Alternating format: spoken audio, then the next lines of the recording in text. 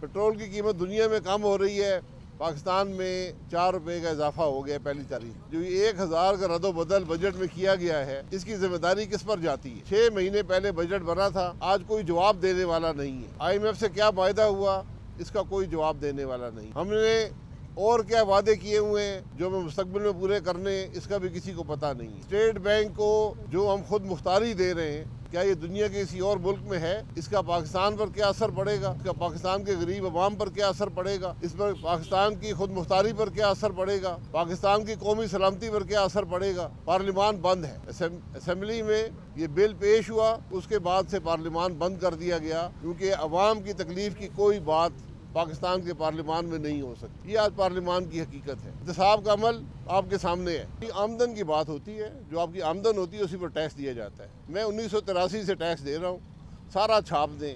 हर साल tax directory छपती है, कोई नई बात नहीं है। तो इमरान खान साहब की अगर आमदन बढ़ गई है तो बता दें कि आमदन कैसे बढ़ गई है, अच्छी बात होगी। हमारी आमदन घट गई है तो हम भी बता देंगे आमदन घट क्यों गई है। टैक्स आमदन पे दिया जाता है।